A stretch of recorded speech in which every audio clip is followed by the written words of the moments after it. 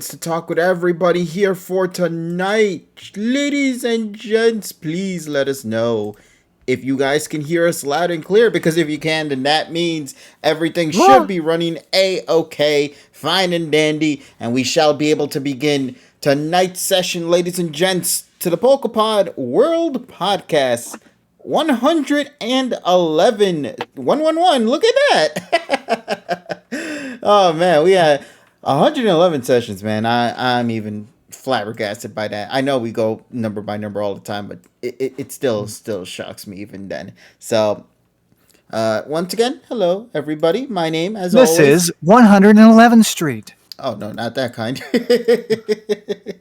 But yeah, so my name is KG Prestige. As you could already hear in the background, that's my buddy TSS. How And you our doing? other pals will be joining us soon for tonight's session as well. I hope you guys have had a fantastic weekend thus far. Of course, we're now starting off the new week, everyone's favorite day of the week, Monday, of course. And we are here tonight to talk about the latest episode of PM 2019 gaming news and some nice little, things to discuss in between for certain games that are getting anniversaries. And I thought it'd be kind of fun to, kind of express our take on it, whether we are familiar with the franchise or not, and just see how people can give their own opinion. Also, this isn't not really necessarily a big thing per se, but this does make things feel so much better now that this is my first stream doing it this way. For the first time, for any PokePod session, despite none of you guys out there being able to see it, I have two monitors now to work with here. And holy shit, it's such a beautiful thing to have everything on the left side on stream and then just have the PokePod OBS on the other side. Tia says you have no idea how beautiful this is. I've been waiting for this day, man. I've waited Well, to so be long fair, for well, I mean, two I mean, screens. I mean, to be fair, I have one 4K monitor, and then the other monitor I usually use for. The thing is, though, my desk setup doesn't allow me to use two monitors, uh, a side by side from one another. So it's kind of like I have like a janky setup with two monitors. Yeah, and it's But because of this I can also do a better job in screen sharing to you the actual thing as well, so you can go and check up on everybody. Hopefully, there's no audio playing on that. Is there? I don't think no. there's audio. Okay, good. Then that means everything should be fine. But you should just be able to see the video in itself, and hopefully, be able to respond and react quickly to certain memes. Because I noticed that sometimes we always had those delays here and there with Yes. certain jokes. So now with this format, things can just go a little bit more smoother for all of us here in the call now. Mm-hmm. So Yeah. you're 54% of the taco goal so far. I'm so stupid for putting that in a million. I'm sorry. That shit should have been at a lower number. But I am glad you guys are going at it 100% of the way, man. Make sure you Yeah. continue to hit that goal funding and whatnot. And make sure to continue to help with reaching us to the eventual day when KG will eventually eat a taco on stream. As to why, not necessarily sure, but we'll get to that point when that time comes again for all of us to enjoy. So, yeah, let us get ourselves right into it. And well, I guess with anything else to say at the moment, TSS, how has your day been though?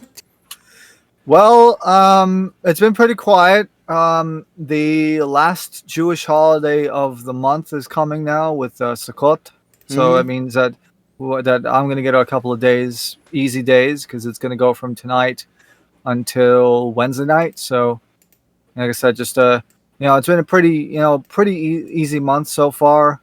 In terms of that, because of the holidays and things like that. So Oh, thank God, I don't yeah. sell. Yeah, I don't celebrate that stuff, but I do. Of course, since my family knows people and I work for Jewish, so it's like we all have to know what the Jewish holidays are. So Yeah, we do it just because so we don't look like assholes when it actually eventually yeah, comes. exactly. Yeah, exactly. It's like oh, we got fucking Purim, we have fucking Sukkot, we have fucking Rosh Hashanah, Yom Kippur, and Mm-hmm. there's other shit. There's like a lot of things, but you know it, it's quite amazing though that we live in times where you know real culture we could learn about. It's nice to learn about everybody else's culture and respect. I think that's what's lacking in the world today: respect for other people's cultures. Mm-hmm. And if we all respected one another, this world will be a better place. Indeed. Couldn't have said it better myself, buddy. So let me just put this here to the side real quick, just so I can make sure it's charging without any interruptions. Okay, there we go. I Yeah. only say this just because recently iOS 15 had just dropped, Oh yeah. and surprisingly, as you guys might already know, I use a iPhone 6s because I am a stingy motherfucker, and I hate that future iPhone devices don't have the 3.5 millimeter hole thing. So because of that, I've been stuck with the 6s for this entire time. So when I heard about iOS 15, I was thinking to myself, they'll never upgrade that shit, you know. And no, look at that. 6s got an update, man. So Well, to be yeah, fair, I'm actually excited for the iPad Mini 6. do Now I tell. only now because the new iPad, iPad Mini 6 is just going to be um, a straight up. It's going to have no home button, Mm-hmm. but it's going to be more screen to screen space, and also it's going to have a faster. It's going to have a pretty fast. I think it has the A14 Bionic. But also I think it clocks in at $499 though. $4.99. Um, but $40. Yeah, no, 49. I wish it was $40. But no, I'm planning to get that. I'm planning to get that probably next year. Because I need an iOS device in order for my work, because I need to help people with Apple devices and crap. So since I don't want an iPhone, I can just get an iPad and it'd be pretty similar. Hmm. Well, let's see how that turns out when you do receive it. Savion says fuck headphone jacks. Well, No, no, no, look no. at That's the Apple Google, look at the saying it. Google, look at the Pixel 5a commercial Bro, with the the whole commercial? Ah, like like fancy pronunciations. I That shit. okay, listen. I know that the Pixel has its own sort of fans, but you cannot deny that that commercial spoke in volumes to just the pure comedy, and I approve of it for that alone. Yeah, So, and the 5a it ended up being $50 less than what I paid for the 4A 5G. So, not that bad. and it has IP67 rating. So Nice. it's like, but I would say that it's still I think it's still the best mid range phone on the market. Am I disappointed that I didn't go for the 5A? No, because at the end of the day, I needed a phone that works, and I got the phone that works for me. So Mm-hmm. yeah, that's what it is. Let's see. John Game says I'm planning to upgrade my phone next February because I'm looking for a S20 or S21. Yeah. Yeah, probably the one. Yeah, you're probably gonna get it. What you're gonna have to get it like refurbed then, because obviously they're not making new S20s anymore. Yeah, because they're more in That, focus that on the newer phones as of now. So. well, yeah, the S21 is the current phone. The S20 is 2020 phone. Mm-hmm. So, if anything, we would probably recommend trying to see if you can look into a 2021 phone. 2021. Well, I would like to Well, think. Well, if you want a 91. completely new phone, not under the title of refurbished, anyway. I'm always stingy like that for me personally. I like if it doesn't say new, I probably will never touch it. I know that's the worst mindset to be in because there are a lot yes. of good shit. However, I like things to just be completely sealed up, and the only person who's going to open it up and be the first to touch it is But probably factory me. refurbished. Yeah, but factory refurbished is just as good as new. I know. It just means that somebody fiddled around with it before they gave it to me, and I don't like that. Who Especially fucked like with with it? stuff like video games too. Exactly, Evie. I blame video games for giving me that mindset though. But Yeah, but you gotta Tyrone, clean your first, fucking games. Hi, yeah, Tyrone. Fucked with it. yeah, and also hi Tyrone. By the way, didn't get a What chance to up? say hello there. How you been doing, buddy? I'm good. Nice. So I want to take this opportunity now since we got well. Actually, Tyrone, hopefully your week's been going well so far, and everything's been going good, and hopefully It's been all right. all right, and to those in chat as well, please let me know. Just simply write good, great, or maybe mid, and let me know how has your day been. We'd love to hear how everybody's day has been going thus far. We love every single one of you guys. Thanks for tuning in for another fun week. Now, let us get ourselves into tonight's discussion because we got a lot to go and break down before we get into our episode reaction of the week. So, Most Hmm. people might not know this, and I know a lot of you here in the Twitch chat, or maybe some here in the calls, aside from like Tyrone. We are familiar with the Genshin game. If you might notice already, Genshin Impact, Oh a god. title that is, and you might understand where I'm going with this one, maybe Tyrone. Uh So, in case you didn't know, time flies by, especially for the Genshin game, because it is going to be celebrating its 1 year anniversary in just a has it couple of really weeks from been now. 1 year? It has been a year, yeah. And it will be celebrating its anniversary. So, allow me to explain to you, or ask you, I should say, in regards to an anniversary. When an anniversary comes out for a gacha game of any sort, we can use Pokemon Masters EX or maybe Dragalia Lost, which is also going to be celebrating its anniversary in just a couple of weeks as well. And there is also a planned direct for that too, so make sure to stay tuned for the Dragalia direct happening later this month. But moving back into the main topic at hand, when we talk about anniversaries, what do the fans normally receive from these events? Because it Shit is a ton of monumental deal, you know. a shit ton of crystals so that they could pull characters. Mm-hmm. Like they give you stuff to enjoy, to have a fun time and celebrate Yeah. alongside with the rest Some of the character community. that has no business being in the game, but somehow Or is in the or how game. about or how about them actually allowing fucking Android controller support because it's been a fucking year and they still haven't done it. Amongst others, yes. But yeah, so when I talk about an anniversary, a lot of us always, and Tyrone said it best, it's meant to be a celebration with the community. However, Genshin Impact is like, how do I explain this?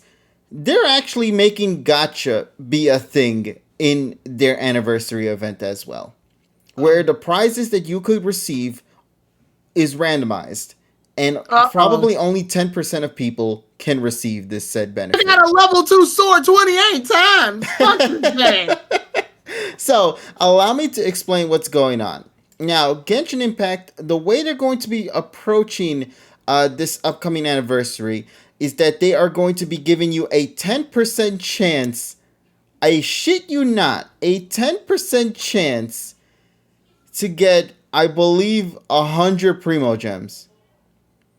Now, if you've played Genshin, Tyrone, you know how much 100 Primo Gen is, right?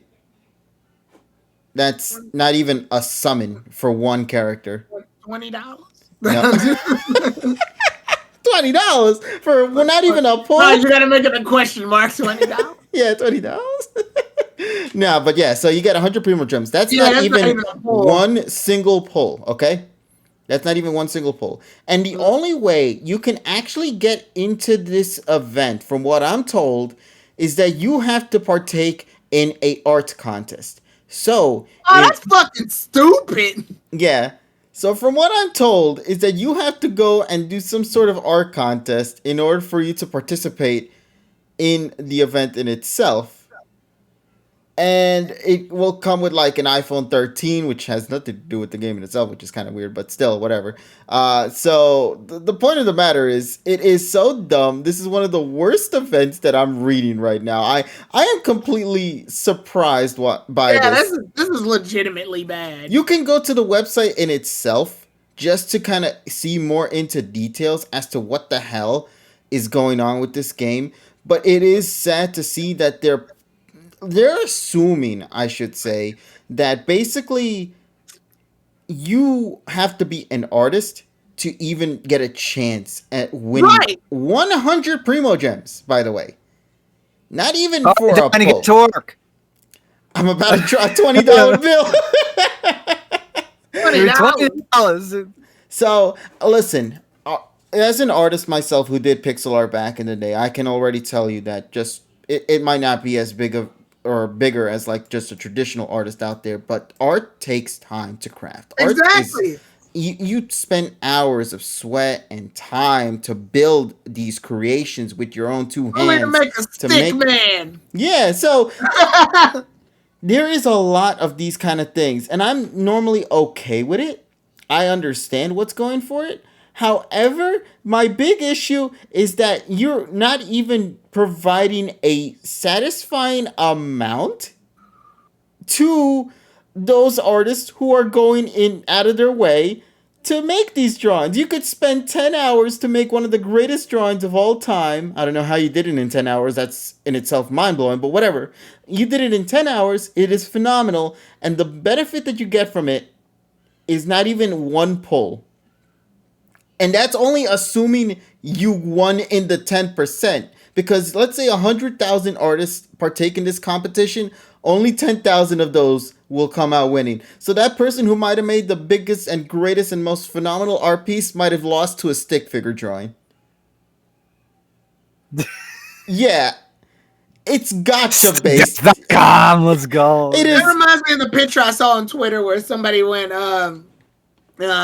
hard work can accomplish anything, and they shows hard work, and like this really well detailed dog was drawn, but it was in second place, only to lose to like first place, which is like this abomination that was drawn. I gotta find that picture. You know what that reminded me of, Tyrone? You know the bug catching competition in the Pokemon? Yeah. Like you caught a Metapod, and then the person who won in first place also caught a Metapod. And they won. And like, they won. Bullshit. Exactly. And you have no explanation as to why that was the case. It just happened. So, with that being said, ladies and gents, I want you to remind yourselves that Genshin Impact has probably made like millions, if not billions of dollars right now out of their gacha mechanics alone. And the most that they could provide for you guys is 100 Primo Gems. If you're lucky. If you're lucky. If you have the essential luck inside you to do it, you can get your chance at getting 100 Primo Gems. So, the only thing I'm saying about this is simply download Dragalia Lost, because their upcoming 3rd year anniversary is about to happen in a couple of weeks from now, and Tyrone can back me up on this because he's played the game as well. We get a shit ton of 10 pulls consistently in this game for free. 100 polls sometimes. We did that for the 2.5th anniversary. We might be seeing that happen again for the 3rd anniversary in itself. It's going to be phenomenal. And I hope people take this opportunity to kind of just celebrate, I put it in general, the Dragalia Lost game when it drops. Oh my god. Let me see here. That's a real contest. That is a real contest with real results. This actually happened in real life. Why does that dog have? Why does that dog have a third leg? that's not the leg, buddy. Oh, God. I told you it's a third leg. It's so stupid. But that's KG's point, is like you could be drawing like an expertise and you wind up in second place because of this, whatever the fuck this is. Okay, so somebody was asking, just out of curiosity, KG, what's the Dragalia first anniversary reward? Well, the Dragalia Lost first anniversary reward, if I can recall correctly off the top of my head, included an opportunity to, well, not an opportunity, everybody got the chance to do free 10 polls daily throughout the anniversary. And this also included a brand new character there that was also completely broken at the time of when it first launched. So not only were you getting a very powerful character and a chance to do so, you didn't have to spend any of your actual gems on a daily basis, and you could have saved them up for future events if you wanted to, like say the collaboration events like with Persona or Monster Hunter, to name a few. So there's that. Secondly, the other thing was, now they did have a raffle. However, that did not require artists or had to separate the entire community, because all you had to do was simply retweet and like the post that they would make during those anniversaries, and there is a guaranteed chance you can win, but that's only if you do. But see, that's the thing though, that in itself is its own raffle, but they still give things for everybody outside of that. You know what I mean? So you still get like 100 pulls for free. That additional raffle thing is like extra if you just happen to win. It's not part of the main celebration. It's just something extra on top of it. Just like that cherry on top. You know what I mean? So, so there's the thing on that. That's what I love about celebrations with Dragalia Lost. That's why I still play the game and why I continue to support them on a daily basis with like buying their merchandise, whether it be the albums or the plushies and whatnot, because they do genuinely understand and care for the fans and do genuinely do their best to provide fans what they would like to see for future installments. So that's what I'm saying.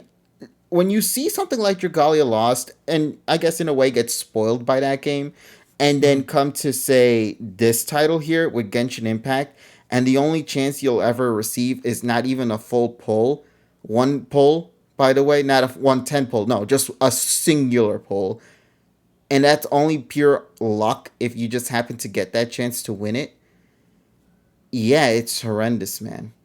So that's what I'm saying. Oh yeah, they also did have the anniversary story as well. You're correct on that. So there was a lot of things that was going on. It free daily summons, new story that is canonically tied to the main storyline. Just a celebration. They even made a music video with one of the songs done by Dalco as well, titled "Anniversary." I don't know if you heard it, but it's going to be coming back in Dragalia Lost for the third anniversary. So yeah, take a look at that. It's it literally the name of the song is called "Anniversary" by Dalco, and yeah, they did a lot for the first anniversary. So I hope that people can understand that right there in itself is a celebration. That is how you celebrate a game. Or say Pokemon Masters EX. That's another title we can also go with. Look what they did for Masters EX, right? They did a full on celebration, made promotional videos showing off Lily's new design, En's design, Mariachi, Steven Stone, all that stuff as well. Enhanced the story by going into the Giovanni stuff in really soon, actually.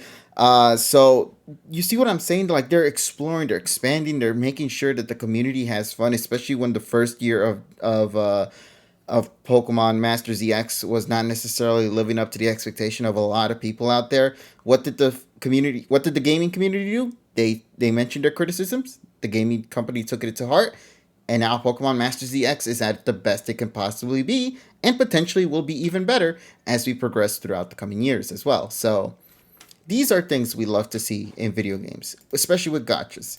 So when you get something like that with EX, with Dragalia, and you look over there at puny ass Virgin Genshin Impact, it's really disgusting, man. Well, even Niantic, they don't even fucking do the Yeah, Pokemon Go actually had better Pokemon- anniversary stuff than this. And that's Go. Yeah, and considering that that Niantic treated that program like a piece of shit, that game like a piece of shit for like the longest time, Now and then, they still are technically. Now then, let's go and talk a little bit about some of the more positive sides, since we're still talking about some art stuff. If you guys ever want to partake in an art contest of some sort, don't do it with the Genshin game, as people in the chat mentioned, like Sleeping Esper. Art contest is actually happening for Pokemon TCG, the third illustration contest, in fact. Now, most people might not know this, but really, some of the newest artists that you might see in new TCG artwork for card games and all did come from those who happened to win in the illustration contest years prior. So do try your best on that, and I hope you guys give it a shot. I think it's only available for US and Japan. Unfortunately, outside of that, though, weird selective, like, why only the US and Japan? hey, Because listen, they have chat, because they if have you make Pokemon because they have Pokemon headquarters that actually have pull. Yeah. Okay. So the only way we can do it is that if we get artists to come and post their artwork and send it to us, and then we'll send it to the TCG. All right, listen up, Sergi. Again. Again. we need you to draw some Pokemon, and then we're gonna send them over so you can win this contest real fast. Oh shit!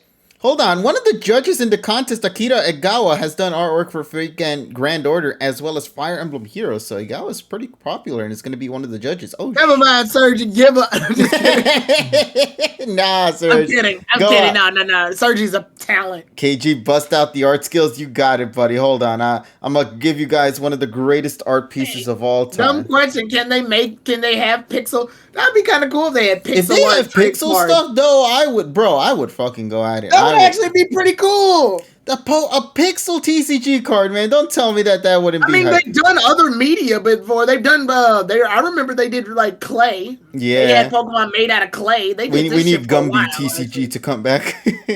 Here's my artwork, guys. Look at this beautiful masterpiece. I think there's a Snom card that's actually made out of clay. Mm-hmm. And there's my art there. Do you think it's good, guys? It's Snom. It's not. It's Snom super zoomed in. Nobody will ever suspect a thing. Yeah. There you go. Pokemon Can you art. prove it's not Snom? Yeah. No. God, I don't know how to do it. Hope and that, folks, is how you calibrate IRE 100 on a display. Yeah, exactly. That's a lot of white cage. Oh man. All right, so let us continue on our shenanigans. Once again, TCG, our contest. If you guys just don't ever be afraid, really go out of your way to do this. It really is something amazing. And also, if you So happen to get the opportunity to get your art judged by one of the most well-known artists out there in Japan, Igawa, I mean that in itself should be a blessing. God damn it, you know what I mean? Remarkable. Remarkable indeed. So I'm just saying, don't ever be afraid of looking at other people's art. Focus on your own art piece. Challenge yourself and make some phenomenal art that will one day eventually be in the palm of your hands in a nice TCG set. But that all depends on you and how far you're willing to take that. So please I actually go out of can't your way say to do that it. line. Actually can't say that line seriously anymore after the whole Kay coming in and saying I gotta take a piss, and she came back and ranked her piss a 6, A, and then a the, solid 6 at a that. solid 6, and the guy goes remarkable. oh god. Oh my god. And the guy from the Kay is an Pokemon contest, unusual member. remarkable. We love you, Kay. You Yes, and we your do. absurd So, style of so we play. have Persona news. Yes, we do. Um, I'll let you take care of that one because I ain't no Persona fan. so, I think it was October. I think they announced that October 3rd they're going to have a live concert, ooh. and it's going to Persona's be music streamed. is fucking fire. And also on various on various streaming sites, they're going to be posting every single Persona movie and animated series. So you have the Persona 3 films. What was it? The Redive, which is based off of number 2, the Persona 2, and then the Persona 4 and 5 anime. Mm. And it's going to be shown also on free weekly on Bima, I think, Bima TV. So that's one thing. So we have that announcement and the orchestral Tokyo concert. So yeah. Yep. So alongside that as well, I do want to bring this up because I'm looking this up. Shop Atlas will be having an update soon, as they'll be able to ship worldwide on their site as well. So that's also going to be happening for the Persona collection and the 25th anniversary stuff. And new collections will continue to roll out every few weeks, as they state there as well. So they have a website all for it in itself. You guys can check it out on the Persona Atlas site. So make sure to check that out if you ever want to go and see some good shit for Persona, if you are a Persona fan yourself. Speaking about, though, going back a little bit to the trading card game, because this also did drop today as well, in terms of an announcement anyway. The Pokemon trading card game online specifically is going to be coming out with a brand new app titled Pokemon Trading Card Game Live, which is supposed to allow you to play TCG with players around the world. It will come with a mobile soft launch in Canada. Once again, Emmy always out here winning with this shit, damn it. But Canada getting a soft launch. And this will be having a global launch for PC, or global open beta, I should say, for PC and Mac later this year. TCG Live will be updated with content frequently. Like with TCG Online, you can get more cards by using codes from products such as booster packs and more in real life. Now, this is one of the most important details, because I know a lot of people might be very concerned about this because nobody knows exactly. Does that mean like we would have to split shit? Like, does that mean that only things that are in the trading card game live only going to be in that one, and once I use that code, I can no longer use it in the other one? Null and void. Can you not use it for the TCG Online? Why did they make 2 fucking Pokemon Online? Well, and they're both mobile. Well, Tyrone, I do have some good news for you, though. It has officially been confirmed that despite having 2 different ones, your content from Pokemon Trading Card Game Online will carry over to Pokemon TCG Live. Oh, I see what they're doing. This was replacing the old version. That's all. Yeah, so it will be carrying over to TCG Live on your first login if you use the same trainer card or club account except for cards from the Heart Gold and Soul Silver series for some reason. The game Yeah, will because at allow that point that set is too far back. Yeah, so the game will allow for Lost Thunder onwards That's at fine. launch with cards from earlier sets back to black and white transferable but not playable until future updates. So that's interesting there too. Oh, that's fine. Okay, yeah, that's fine. But they will be playable at a future point though. Players will be able to transfer up to 4 copies of a unique Pokemon TCG card. You can exchange up to 4 of any card for credits, and these can be used in exchange for single cards. The game will be free. They're actually doing a trade-in system now. Yeah, the game will be free, but you can unlock content and accessories by completing daily quests and more. There is a battle pass with daily quests with new quests each day. Progress unlocks booster packs, cosmetics, and so much more. We also did learn a little bit about how exactly the currency is going to be like in this game. So if you like, I'm also going to go a little bit into detail in regards to that as well. So let's get right into it.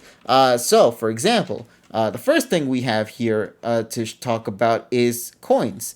Earned throughout quests, leveling up, and more. Can be used for avatar apparel, as well as emotes and deck boxes, as well as sleeves.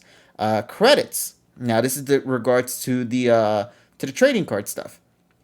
So, transfer up to 4 copies of a single card, 1 copy of an A-Spec or Prism card, or Prism Star card, 1 copy of each of a V-Union, or 59 copies of energy from your trading card game account. Additional copies converted into credits, which are then redeemable for single cards. Credits are also achieved for hitting milestones. So, that's how you're going to receive credits that you can use to trade cards, I guess.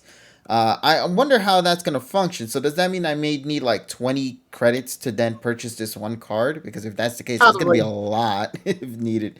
But I mean, they're doing it to make it so you, because the biggest problem that the original trading card online game had was that people would buy like a crap ton of booster packs, right? Mm-hmm.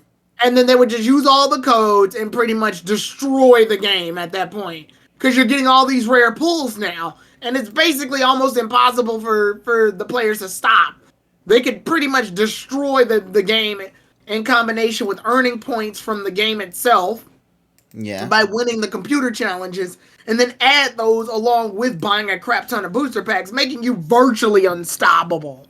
So basically, you had to spend. Yeah, you not only did you have to spend, you could literally destroy all the challenges and get the points necessary and just sort of destroy it. Here, they're doing a balancing act to make sure you don't wind up getting like super OP cards so quickly. Why does the player in red look like a fucking like a puppet, like a ventriloquist puppet from like the early 1990s? Aren't the best models. I'm gonna be honest about that. I don't know why they had to go with 3D. Damn it! I hate that. I actually liked that. I liked the 2D drawings. I mean, yeah, this is man. Actually, it makes the Yahoo avatars from fucking 12, 13 years ago look like a fucking masterpiece. You want to know what this one reminds me of right now? That do a barrel roll. I also hate it because look, they have that 3D model to the right, and then they have that beautifully drawn Pikachu to the left. And look how those two clash with each other. Oh God, those two don't match. It's looking like it's looking like a fucking early 2000. It actually looks like the freaking the Pokemon PC bootleg game from fucking somebody 2000. Said Anna from Frozen.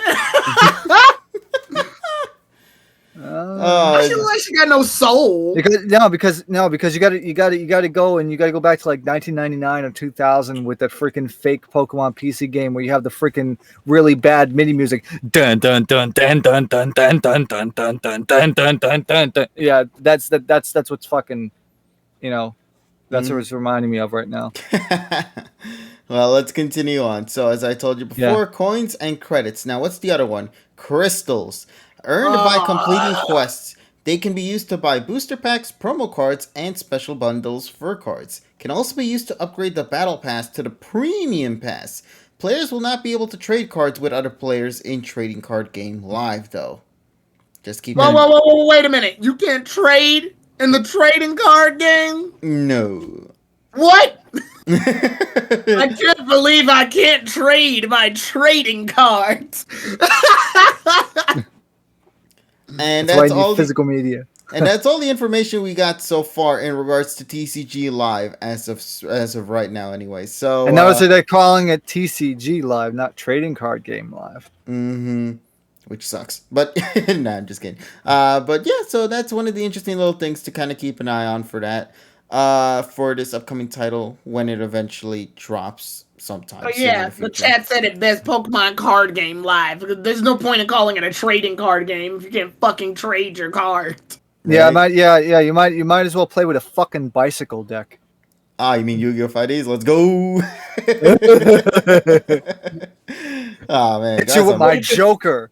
Or you can Didn't lose see a it duel. coming. No. Or you could lose a duel like Yuga again for the 5th fucking time. God, I hate this main character. Oh, you've been watching So the new fucking 7th, haven't you? stupid. Oh, you'll 7. hate it when it gets even further into the show. How far have you caught up to it? He freaking lost again. Well, we're behind because I'm watching it with Natalie and she moved recently, so we had to like accommodate for that. But He what freaking episode? lost the goddamn tournament against Luke. I'm like, what is the point of you being a main character? Gotta Aw. sell them cards. Luke has beat Yuga twice. Mhm. What is the point? Like, you might as well just make the show about Luke. Wait till we get further into the road in the show, buddy. I'm just gonna say that right now. Like, what the fuck is his problem? I will say Eating too much blue ramen. I will say I do genuinely like that the curry. MC is losing, although I don't like that it's losing I in don't this care if he approach. loses, but this man loses all the goddamn time. Also, isn't he the creator of this of the new duel set anyway? Yes, he created Rush Duels and he sucks at it. God damn. Jesus. Zexel. We don't talk about it. Yugi's rolling in his grave right now. I just spilled water on myself. Oh God, Jesus. He was laughing at this shit. Yeah, exactly. Oh God. I just kinda spilled water on my imagine- chest. I know it was on accident, but I like to imagine TSS just took his water and went. Like just poured it on himself. I spilled water. No, literally fucking fell on my chest. It's so fucking funny because you think about it, it's like they're only doing that to stretch it, but it's like Oh my shit, God. wait, hold on. We got breaking news, guys. Literally just dropped a couple of minutes ago. Let's get into Anti-Poke stuff, why don't we? Because I don't know Okay. if there's anything else to talk about regarding gaming news that might be... No. All right, so... Cruise and I say- Blast buy the fucking game. Yeah, just play Yu-Gi-Oh! And play whatever the Duel Links is called. So yeah, enjoy that. All right, let's get to the actual discussion. So, as you can see right now, currently shown on screen, Okay. we just You got already ourselves got some them. brand new issues. Yori Bataru, that's the episode airing on the 1st. And we got the, of course, as you see at the Shirona. bottom, Shirona. Cynthia is going to be making an appearance on Alright. October 10th? No, wait. Why isn't she 8th. wearing the outfit Eight. she wore in Best Wish? It's a Jugatsu Muika Hoso. And it's an unknown episode, too, I think. Why is she let me back see. to the outfit she Shigi- wore in Diamond and Pearl? Let's see. Shigen no Kagi wa unknown. Okay, so the mysterious instance, the key could be the key is unknown. So unknown is causing like strange happenings. Mm-hmm. Oh, okay. Okay, So pretty much okay. whenever Unknown shows up in the anime, that's kind of its whole deal. So I'm not surprised about that. Wait till Go catches all 26 of them. Oh, Go's gonna catch Al Cream. That's pretty cool. I don't think he's going to Okay. catch it, though. I think But that's it's just... on his shoulder. So unknown. Yeah, so there's like shit happening in the mornings, and it's like the morning has not come to this town yet, and it's like they think unknown might be the cause of this. Okay, let's so see, Go's gonna catch an Unknown then, basically. Let's see, Ace Burn no Aite wa wait, opponent. So Ace Burn's opponent. Let me see, Ace Burn versus Ace Burn. Okay, I'm so assuming Cinderace that's is gonna the fight Unknown an illusion illusion. Cinderace, yeah. Yeah. Yeah, Yeah, Let that's me see, easy. That's easy. Yeah, 不思議な現象がPokemon no Maburoshi. Okay, and it looks like Alright. Garchomp's probably gonna lose to a Skitty or some shit because, It'sかつて Journeys. Satoshi が血の地方を旅したっけ? Yeah, so no, Shion is just going to appear probably to assist because it just says that Shirona from the Sinnoh region is going to appear. Oh, but they don't we met in the explain. Sinnoh region. They Not don't really wearing a explain. Best Wishes outfit for some reason. You know what I wouldn't be surprised with? If this is where we get to see Mega Evolution start being used by her and her Garchomp. Which will then carry over to that Why? Lucario plot. Yeah, Why? because that's coming soon. Because it's coming soon, dude. It's coming soon. Remember, it's coming like 4 weeks. Remember Journey's style of writing. They always want to tease something early on and then eventually put that into some plot point for Ash later down the road. So I would not be surprised if, hey, Cynthia is going to reveal, oh, she can now use Mega Evolution with her Garchomp, show off Mega Garchomp. Ash is going to see that, and we'll probably have to think about trying to find. Because look what she's wearing. Yeah, she's not wearing her black and white outfit. Pendant. She's not wearing a Best Wishes outfit. Is that a pendant? Oh, well, yeah, it's a pendant. Okay. Yeah, that little thing that thing's always been on her person. So maybe it's like an update now. Yeah. I wouldn't be surprised if there's a keystone inside of it. That would be a cool like update to her outfit. Mm-hmm. But it's Journey, so my hopes of it only are like 10% at best. She'll probably just play with the way she normally does. Like Volkner didn't get any noticeable upgrades, with the exception of what, Rotom. Yes, I think. But we'll see what happens. Yeah. Journeys has already taught me not to get my hopes high for shit like this. So I'm not going to. So wait a minute. If we know about the episode for October 8th, that means there's still one episode in between this one and the Mega Lucario episode that we don't know nothing about. I still believe Garchomp's gonna lose to like a Skitty or some shit. I don't know. Journeys has a bad habit of making Pokemon weaker when they come back. But that's only if it was being used by the MC, though. Like I wholeheartedly believe that Axew was stronger in Best Wishes than a Haxorus was in Journeys. We'll get to that debate at a later time. Yeah, it lost against Dracovish. I'm like in a one shot. No, that was Dragonite that did. Well, yeah, of course we're going to get an episode on the 15th because we don't have an episode coming up on the 24th. It's a week break. Yeah, there are going to be a lot of week breaks happening soon, so keep that in mind. There's this one that we are currently in. And then of course taking commandeering Pokemon's time slot this week is going to be freaking what is it? I found it's like a almost a 3-hour special on fucking rumors, like urban myths. Yeah. Like, is it fact or fiction? Yeah, that's taking over the Pokemon hour slot. Keep that in mind. The funny thing is though, you know, the Paw Patrol anime, right? The anime. Yokai Watch is still airing. And Pokemon and Shinkali on Z or not. So. But yeah.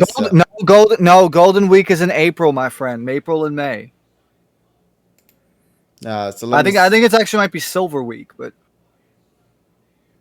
I don't know when though.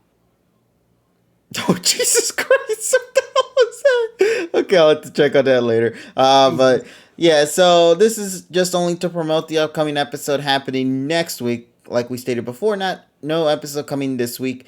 And then after that, we are going to be entering into the world of October. And with this upcoming episode, we'll see what happens though.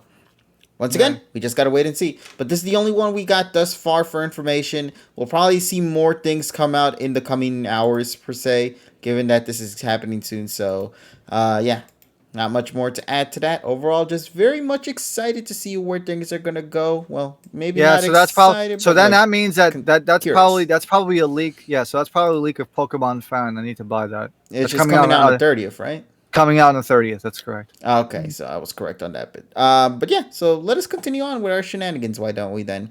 So since we're talking a little bit about the Pokemon anime, I think it's only important for us to tackle on a topic here I have with me. Hold on just a second. I'm already going to assume the episode review is going to be very short. It has to be. There's no way in hell we're going to make this long. Challenge accepted. Famous Nice. last words. Trust me, Tyrone. You think Yes, something will happen? we'll make it long, not Okay, okay. us. So yeah, we'll make it long together as a Yeah, community here. we So won't. He will. and we'll be in a part of it. So there you go. All right. So what I did want to talk about though, genuinely, Yeah. is the recent information that we got. For actually, let me just put this image back up since it does focus on Al Creamy here, and Al Creamy happens to be at the top here. So this is in regards to the upcoming episode, with Al Creamy. There was a Q&A that came out with one of the people that works on Pocket Monsters. Now, who was it again? Let me see if I can find Omode, who I think is the director of the current season right now, if I'm correct. TSS may be able to check up on that just to make sure if that is correct. What? You have the?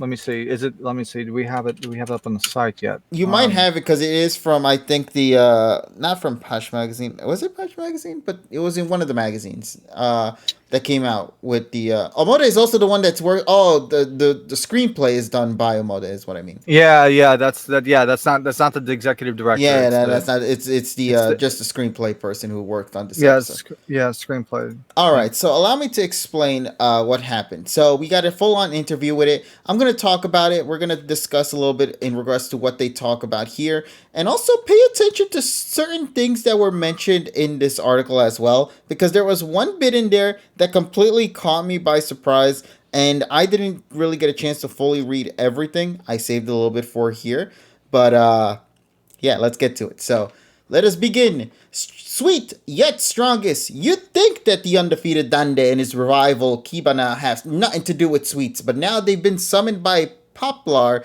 to do some exciting and thrilling cake baking with Satoshi Go and the others. You'll get to treat yourself to a super sweet battle?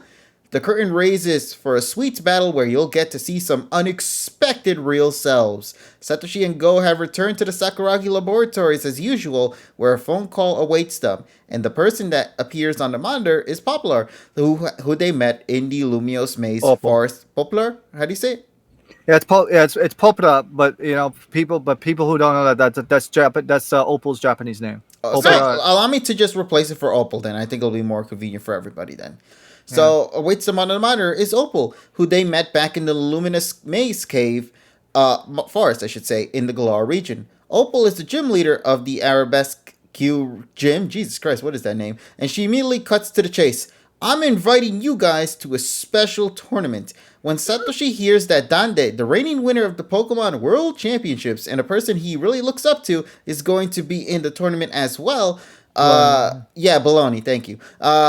He enters. He decides. Yeah, that's what I said. He decides to enter without a second thought. Oh, I'm sorry.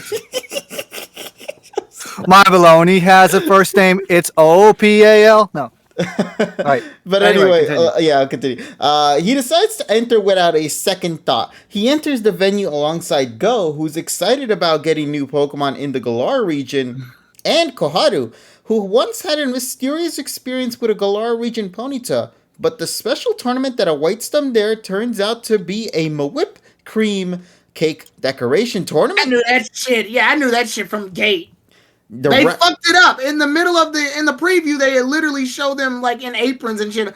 And then Ash goes, "I get to challenge Leon," and I'm like, "No, in a cooking contest, you fucking idiot." Mawip name. So here we go. The rather bizarre tale of Mawip's super sweet battle, where Satoshi and the other struggle against the unfamiliar opponent Cream, will finally see the return of Knuckles City's gym leader, Knuckles, or Kibana. The previously shown... Knuckles. He's previously shown us his vivid fighting style in the Pokemon World Championships as a good rival of the reigning winner Dande, but he seems like a fish out of water where he has to face whipped cream. Don't miss this chance to see the real Dande and Kibana, which you've never been able to before. So, now that I got the summary out of the way, let's get into the interview with scriptwriter Akemi Omode. So, pay attention to how Dande and Kibana act in everyday situations. Q, which is the question. The upcoming episode, Mawip's Super Sweet Battle, is a story with a comedic touch where Satoshi and the others that have been gathered by Opal compete in cake decoration? Amore responds, yes. After it was determined that this was going to be a Mawip episode, it was then decided to have Dande and Kibana, who haven't appeared in a while, be in it. And then those are the two core components you start off with. You have no other choice but to write a comedy. Laughs. And since Mawip is a Pokemon that secretes cream, I thought it'd be fun to have Kibana, Dande, and the others compete in cake decoration. Maybe a bit stupidly straightforward, but... And then Q. No, not at all. Laughs. Which part of the script did you struggle with as you were writing it? Which is actually pretty cool to see that. Writing it. just writing it. Amade responds, Kibana's lines. He's pretty much only appeared in battle-related situations thus far, so I personally thought he was supposed to be more rough and tumble. But he's actually normally a gentle and polite young man. I had the same issue with Dande. He also appears in battle-related situations a lot, so there haven't been a lot of opportunities to see how he acts in everyday life. But I figured I might as well write an episode where you get to see, or where you get to have fun seeing the real Dande and Kibana for once. They probably don't cook very often. Oh, that's kind of interesting to see. That's good. Listen, if they don't have the censored purple shit in this episode, I'm gonna be so mad. I swear to God, they need to have that centered purple ooze. I'm just saying that's gonna be the listen. They did it in Sun and Moon. They could totally do it here in Journeys. I'm just saying. You gotta look. Some seasoning on it, Leon. You fucking purple bonker. What are you, Raihan? I'm an idiot sandwich. We need someone to do an edit of that, man. But instead of the two pieces of bread, it's the alchemies instead. One on each side. All right, let's continue. What are you, Raihan? I'm an alchemy sandwich. So let's see. Where was I? Table Vomit Part 2. Vomit Boogaloo. There we go. So, question: what do you think the appeal of these two characters is?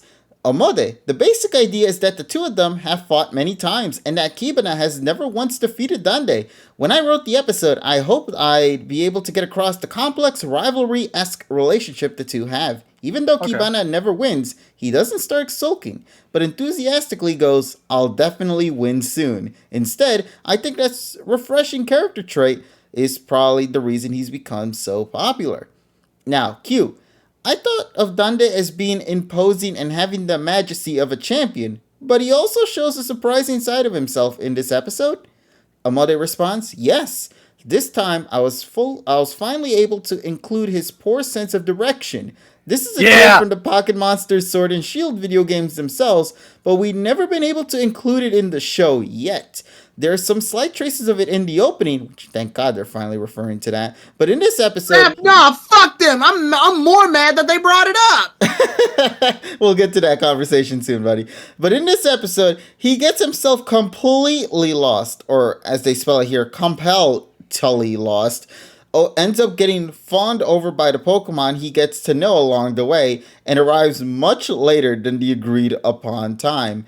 I wasn't exactly basing this bit on personal experience, but I still think I was able to write it fairly realistically. Now, going on to the next question. Q. Seeing Satoshi, Go, and the others uphill struggle to make cakes is pretty fun too. Amade. And this is the one that caught me off guard. The staff has a solid grasp on how to write Satoshi now, so his characterization is fairly consistent between episodes. Thank God, they learned how to make a 20-year-old character right. Go, on the other hand, is basically his straight man. Laughs in community. Satoshi will do something reckless, and Go will either yell at him or get flabbergasted. However, when Go gets in trouble, Satoshi will be there to help him out. We'll see that relationship in this episode as well, and I think the two make a well-balanced duo. Now, Q, when you said Satoshi's characterization was consistent, what were you specifically referring to? Which I'm very happy that the Q brought that up. A headache. Now, while you'll hear the response right now then, Taran.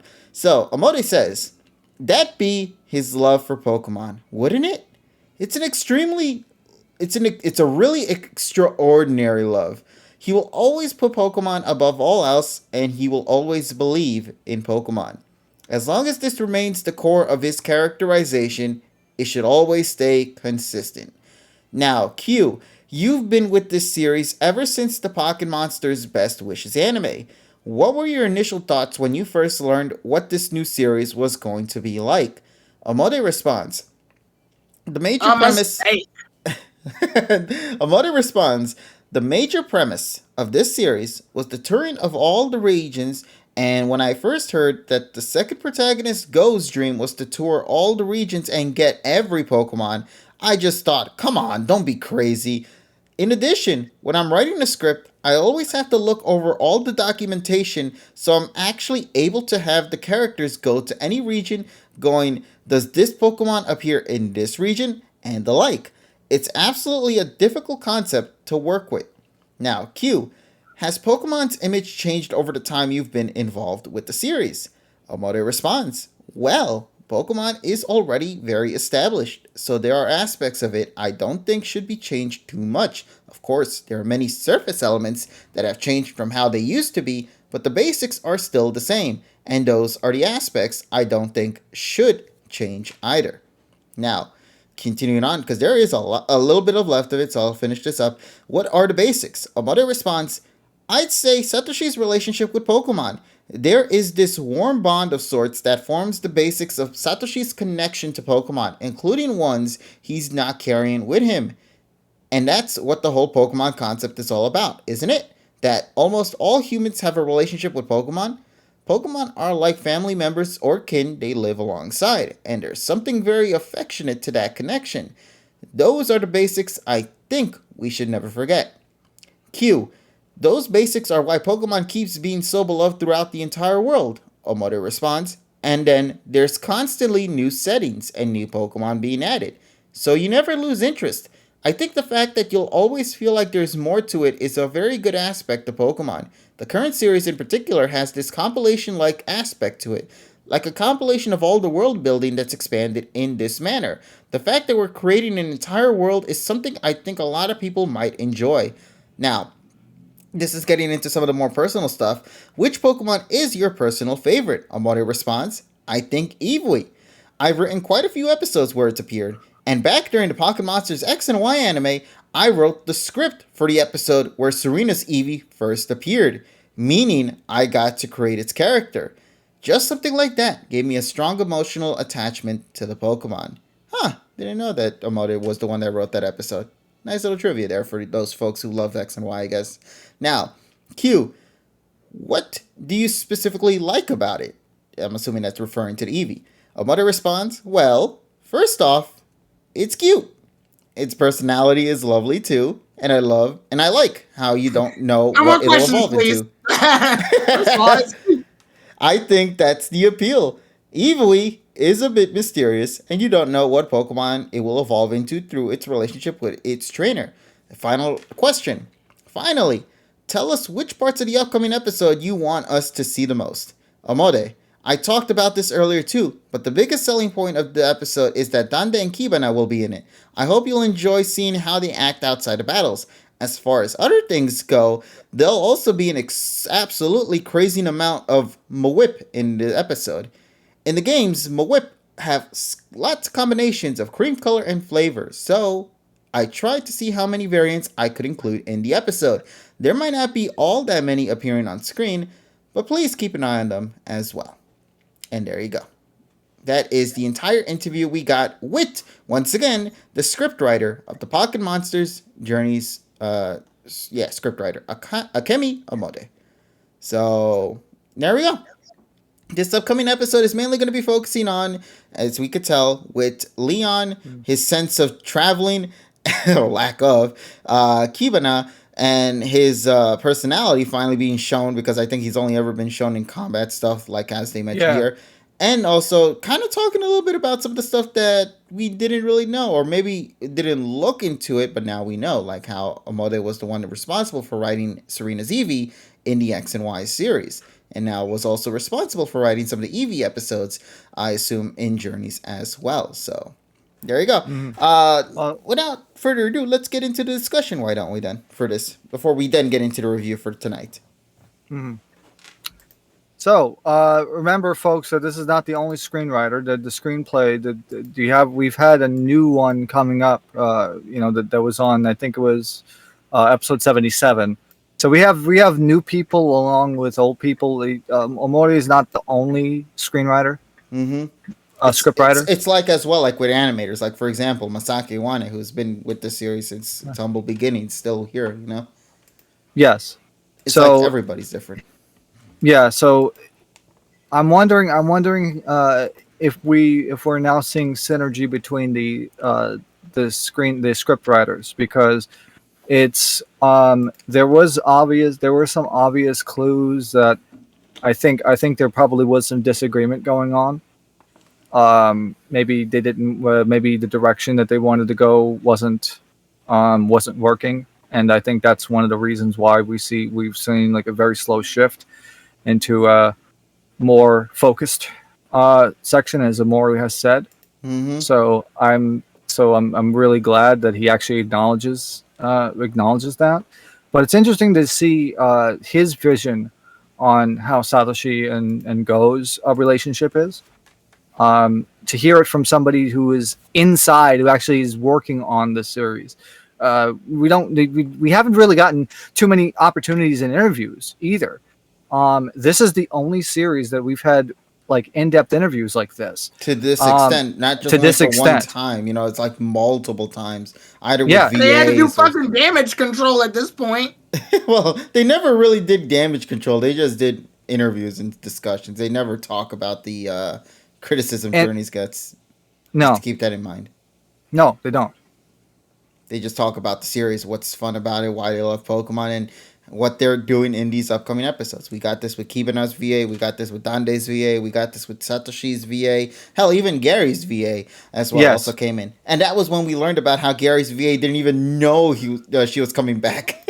Yes. At one point. So yeah, there are things like these. But Yeah, I will give credit to this series for actually being very open about how the voice actors and staff are feeling about how they feel about the series, because I feel that we haven't had this much exposure in magazines since probably the maybe the OG. Because realistically, if you go back, the only real interviews that you'll actually see is maybe like one interview in like DP, and maybe one in Best Wishes, and then maybe a couple in the original series. I don't believe that there was any interviews done in like these contemporary magazines during the AG era. So it's nice to see that they're actually more open, and plus on top of that, one of the key things about this is you actually get like new artwork, like beautiful looking artwork yeah, that's in poster these stuff interviews, as well. Yeah. and the poster stuff as well. Yes. Listen, I'll always give credit where credit is due because I also have a couple of them as well. And this was from the early episodes of Pocket Monsters 2019 when we got that clear file of Yeah. Ash and Go with the Ho-Feather. While that episode may have Yes. been dumb, I still love that artwork regardless. That artwork is so beautiful not to have. So I'm very happy I have it. But the other thing is, as you stated before, I enjoy things like these because it does feel like a bit of Pokemon history now being given to the fans. These are nice little touches that I feel would have been loved by many people had we got this beforehand. That's why I can remember off the top of my head back when the X and Y series ended with X, Y, and Z, and we went into Sun and Moon. You ever remember the screenplay we got for not screenplay, but like the storyboard we got for the Ash and Serenicus? They actually showed off the Yes. storyboard for that. That shit was mind blowing for fans back in the day because this was never common back then. Now it's Right. become a common thing. So I will give credit where credit is due. Seeing common stuff like this now is incredible, and I do appreciate that because now we're starting to not only see just the show itself be explored outside of its comfort zone, but get a little bit of extra trivia that you might have not been familiar with, and see what is going behind the scenes with these people's minds and whatnot. So I applaud them for that. And I don't want to take away that sort of aspect from it. It's a nice little thing, and I appreciate that for it alone. So yeah, but yeah, let's now get into the actual interview then. Why don't we? So overall, as we stated before, with this upcoming Alchemy episode, I wanna admit something though. I am loving the fact that we're going to be starting to see these characters now outside of battles. Hmm. However, my big criticism about this, and I think maybe some people might agree with me on this, I hate how late this is happening. Yep. I'm just a little Yep. I'm a little annoyed by it happening now. I Yep. understand. And Yes, we and now got the and now shift. you understand. And now you understand how I feel about Sun and Moon. Thank you. Yes, well, I'll counter that in just a bit. But yeah, don't worry. We always do this, TSS. It's common, but we always enjoy this sort of Oh, it's stuff. good to see you two fight instead. Yeah, yeah, you're gonna I be can the guy dig in the that. back. You're gonna be the yes man in the background, be like, yes man. Yeah, I feel like a king watching gladiators kill each other. Like But for my entertainment. for my entertainment, oh Jesus! But now let's get into it. So allow me to explain what I mean by that. Listen, I always love when a character gets explored. I think everybody knows that. That's why I love Sunny Moon so much. If there's anything I can give praise for Sunny Moon, and many people can too, it's characterization. It's always about just seeing these characters be explored outside of their comfort zone, not always just being seen as trainers or battlers, but just genuine human beings. So to finally see Leon now get this sort of aspect built upon and to learn about his sense of direction and learn about like how he's able to not always be this champion in shining armor and all that, but now you can see the clumsy side to him, that he's a goofball, just like anybody else, that he himself can also make mistakes. Despite being Hmm. the number one trainer in the world, at least in the Pokemon World Championship settings, I Yeah. applaud them that. But I just don't like that we had to see this aspect of it after we had all these serious arcs prior to this event. You know what I mean? I thought it would have been better had there been a gradual buildup towards that big plot we had back in episode 40 something when we had the Crozma stuff, or not the Crozma, what am I saying? What's that Pokemon's name again? Eternatus. Eternatus, yeah, that one. I would have approved of it had we learned more about Leon's character and even a little bit more of Raihan's character to then get into the plot point itself. So that way we could have connected a little bit more with those characters when these threats became to be. So we could have been a little bit more sympathetic towards the situation at hand, towards certain characters. But because that didn't happen in the way I mentioned it, and instead came in the opposite stat where we got to see the serious threat coming first, and now the more giddy stuff after, it just feels a little weird to me. I still appreciate that they're going to do it. I'm not going to deny that. Let it be known. I don't deny the comedy aspect of it because I do enjoy my fair share of comedy. And to see Leon's going to get his fair share of getting lost in the middle of a forest in this upcoming episode, I'm going to laugh at that for sure. But Hmm. I just wished that I would have seen this before the big plot had happened, or especially after 80 episodes into the series. When you have to think about it, Leon is the big character. Like literally, Leon is the end game in this story here for Ash's character. Ash's journey is built around Leon. So we want to learn more about Leon as we progress through the series. Now, mind you, obviously with this new change in directorship that we got going on since in 50 now, we're starting to gradually get to that point. I'm just a little bummed out that it had to go through that phase in order to get to this point, but that's just another thing to talk The about. pandemic didn't help matters, by And the that way. also is another situation I want to bring at hand. And also another thing to those out there as well might be wondering, why are we getting a lot of upcoming week breaks off? Understand that we're still in the middle of a pandemic. This is still going to happen. But at the same time, I also want to be fair with those that do create the show and not view it under that aspect and just simply view it for what they create. And therefore, I'll still share my sense of criticism regardless. Yeah, that's And of fine. course my fair share of points too, because I don't want to always come out cynical with these kind of things. I also want to give the benefit of the doubt for certain things I genuinely do enjoy. So yeah, that's just my take on it overall regarding this upcoming episode. Nothing necessarily crazy per se, just more so a personal nitpick of mine, and that's just how I feel about it. But what about you, TSS though? What do you think about this? Well, finally we're getting some like humanization. I feel that I agree with your statements. We really haven't seen Leon.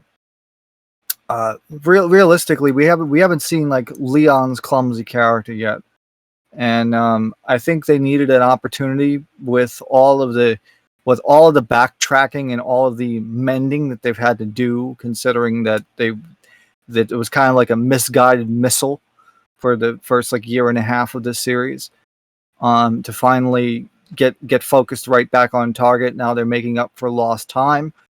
I'm still going to say that, hey, they're doing the best on what they can do. They created a series. They went in the direction that they weren't seeing success, and they're changing it for the better. So again, sometimes you have to take risks, and with risks, you run the risk, and it's a lot of risks. I'm playing a fucking board game. You run the risk of backlash and also misdirection, and there has been plenty of that in the first about year or so. But now that they're finally getting into focus, and they're making up for they're tying up the loose ends with character development and finally moving this series forward. I'm really glad to see that finally Kibanan and Leon have a decent opportunity to finally show off what kind of personalities they can have outside of battle. And I'm gonna probably laugh a lot. And I think having a good time. At least Amori said. Amor said that freaking we have to have this as a comedy because we have to break the tension. We have to really show that they're human beings. And I think the human aspect we're really missing on Leon and Kiba, and finally they're having opportunities, and also get to see fucking Opal. And Opal was fucking, oh my god, it was trashed for her first appearance, so this will make up for it, I hope. Yeah. I will say one last thing. I don't know if you've caught up to Twitter with this stuff, but I do want to bring this up to chat too. Does anybody remember that 4chan leak of this magazine scan? No. Because I'm not going to really go into detail, but the funny thing I enjoyed about it was that they mentioned how Satoshi remembered that Serena can cook treats and all that, and that was gonna supposedly be a thing in this upcoming episode. No. That was of course confirmed fake. Because of course that's why you don't trust anything from fucking 4chan, because it's been like that so for funny because years. They got so much shit in there because they said like, Koharu came back to this only because she wanted to see the Galarian ponytail again, and I'm like, no, that's not what they meant. But it's still hilarious regardless to think of it. But yeah, so let's get further into it. Tyrone, the lackeys have talked of what they wanted to talk about, I guess. Mr. King Sir himself, you want to talk about what you heard thus far from the interview overall? I guess not. Okay, all right. I thought he would have wanted to say something, but I guess he didn't. Nothing, Tyrone? I had to pause for a second. Okay. I mean, KG, you said it the best, and I guess I'm just doubling down on it too. Too little, too late. At this point, we're in like the 80s, I think. We're past the 80s. I'm just. It's really late for this, and it's hard for you to like. I'm very much in the belief you can't do one thing and change everything. Like, I've always been in the firm belief that in storytelling, one event can't change an entire saga. So, and them doing this one little playful appearance doesn't make up for the lack of screen time that Leon and Raihan have had for the whole time. And even when they were on screen, it was very lackluster. I'm sorry, it's going to be very hard to convince me otherwise that, this is it. Like, yeah, we're going to get our laughs and our jokes here and there, but even Journey's comedy isn't, like, phenomenal. The most they'll probably try and do is, like, I can see Raihan taking it a little too seriously and making it competitive, but then it ends up blowing up in his face, and Ash, Go, and Koharu got to look at him with those crazy reaction faces. And Leon, he's a playful idiot. He's bad at following directions, not just traveling wise, but just simple baking instructions. He even makes the comment that he's not that good at cooking and that Sonya did all the cooking for him. So, I mean, if anything, Sonya needs to appear in this episode to help the trio out, because it's very clear that Koharu, Ash, and Go are the new generation, while the old generation is Leon, Raihan, and Sonya. But that would require me to trust that the show is going to double down on that. And They ain't. Sonya, I don't even think is appearing in the episode, and if she is, it's gonna take me by surprise. VA doesn't appear, so no. No, Yeah. it seems like they're focusing more on the characters that they've addressed in Yeah. this episode. Otherwise, they Yeah. would have brought her up via magazine. I know skins. it just like to me it would have worked a lot better if Sonya was with the trio, it was with the duo because she complements that whole situation. But I would have laughed my ass off if the one who drove Leon to the place was actually Sonya, because Right. she found him lost in the middle of the forest while she was on her Right. way here. If they had done exactly, I'm sorry, like it's hard to convince me after this much absence, and then to have Opal just show back up. I'm just like, How'd you get my phone number, Opal? by the way? exactly. Like, how do they even have close communication? Like, it's just very jarring to see this happen right now. I feel like there could have been better ways to build up to this, but it just happened, and it's just like, whatever. I guess if the cards that must be, I'm sorry. It's just really, I've taken too much damage. It's hard for me to sit here and be like, oh, everything's gonna be all right. Mm-hmm. Yeah, it's a very it's welcomed, but it's late. Like you said before, it's a welcomed change, but it's a late change. Yeah. But hey, that I guess if they finally decide to tackle it now, then I guess that's what's happening. So that's good. I saw that whole joke coming a mile away though. Oh, I'm gonna fight Leon. Yeah, in a cooking contest, idiot. What you think was it gonna be? Like I knew that from gate. I knew there was no way in hell they were gonna just straight up just start, having a battle. So yeah, we do get to see Leon in random situations, but like, I guess it's also time. The show's not gonna do it, but I wish they would like really have Leon reflect on what happened with the Chairman Rose situation. That's over now, and he's not thinking about it. Yeah. Like that's a very crucial moment in the series, and it's just like time to cook, I guess. Like it's such a tone shift from his character. I don't know. Especially after seeing that, what was that? What did we watch recently? I almost called it Generations. It's is it Evolutions? Evolutions. Thank you. Especially after seeing that Evolutions episode that shows, yeah, Leon can sit and reflect, and we would get to see a side of him that's actually pretty interesting. One that isn't so happy-go-lucky. One that actually gets to go in depth, and then this would be the way of picking him back up from that. Also, Like wasn't that even the same VA as well? Yes. So Like I feel like yeah, he gets depressed about that situation, but this is the situation. Like the cooking contest is a hilarious. The baking contest is a hilarious way for him to snap out of it. It gets him back into his like cheerful mode. But that would have only worked if he had already been in that mindset prior to this point. Though. Yeah, but he's not because the show believes that Leon has one emotion total. Lost. Lost. Lost. Childishly lost. Mm-hmm. But yeah, that's my overall thoughts. It's kind of basic and like weird to put this late in. Like this feels like something that should have happened before the whole Zacian and Zamazenta thing. Understandable, man. Yeah.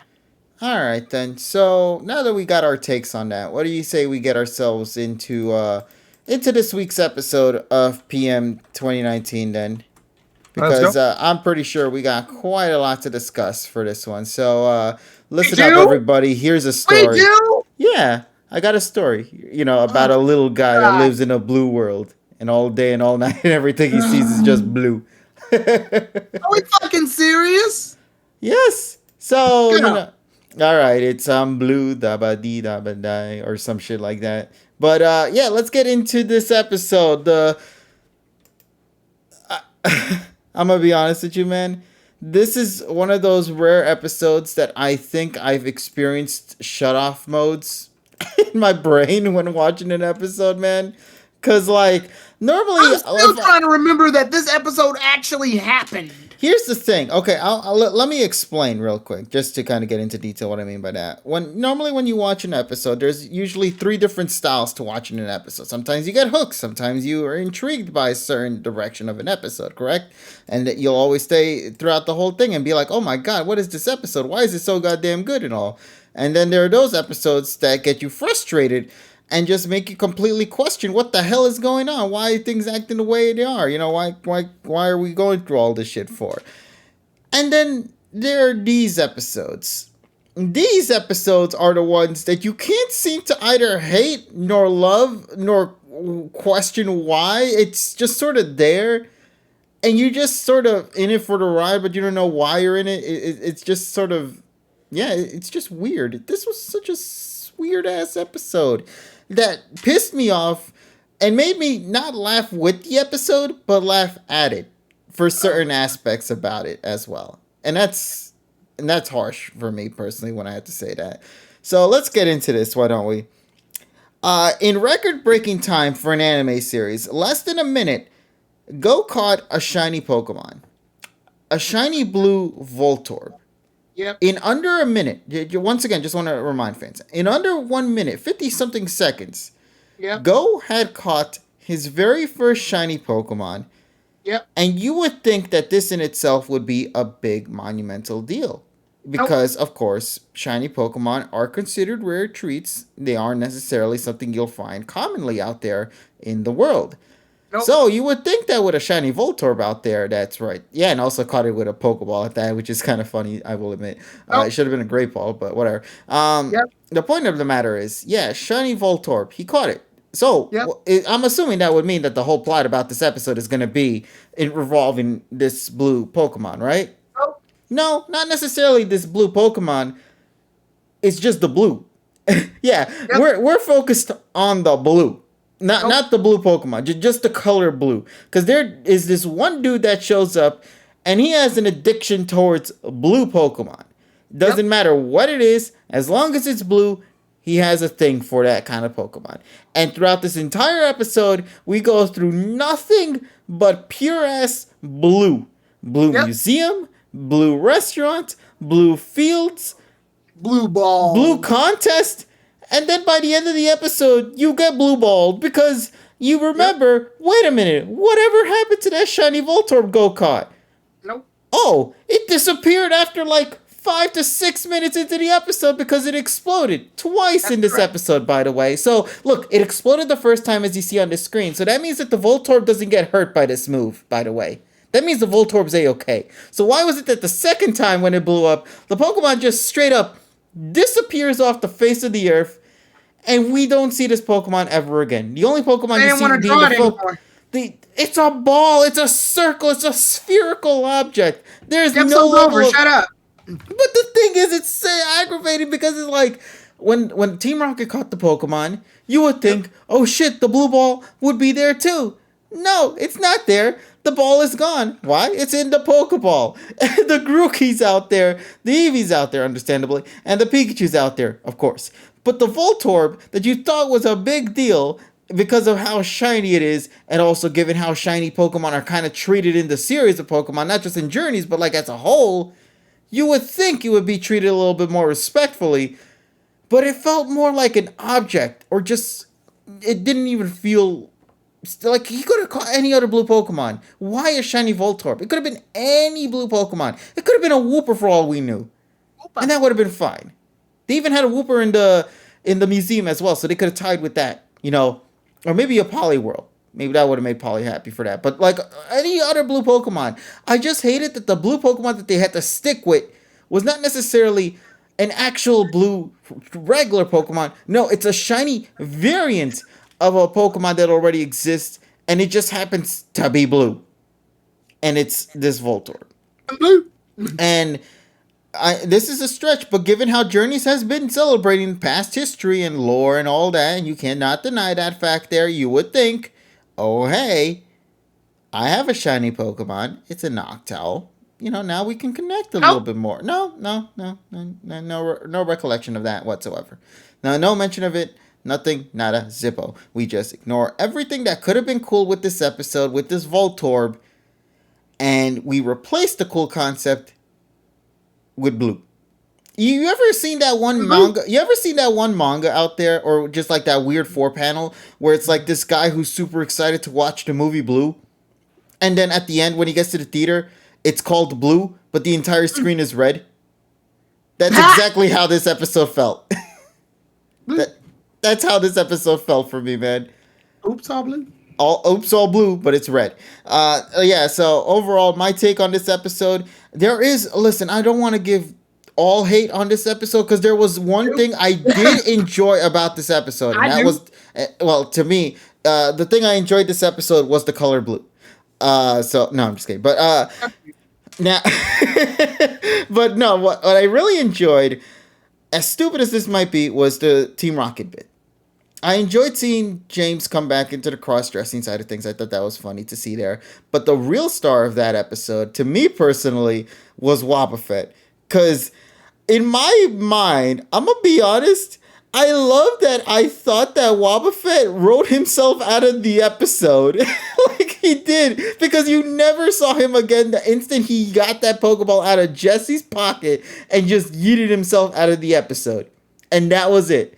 To the point that when the Team Rocket motto came at a later point, they realized that Wobbuffet didn't actually come out of its Pokeball. That Team Rocket themselves had to actually do that Wobbuffet or Sonasu noise instead, which I thought was actually pretty funny.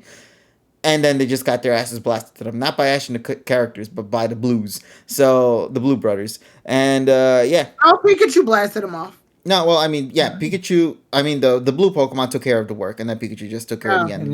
That's what I mean. Yeah. So that's pretty much how I felt about this episode. Overall, 10 out of 10. Really enjoyed it. So. What? For all the color blue, but no. In all sincerity, I would give this episode about a solid 3. This is probably I don't view this. Oh man, this is where the weird part's gonna come in. Because there's 2 different viewpoints I have with this episode. I don't hate it per se. It's just downright boring. It's just so unmemorable. It's just so it's disappointing. That's what I mean. I'm not mad at this episode. I'm just disappointed by how blue-balled I am. Because like I still hate that Pikachu episode more than I hate this one.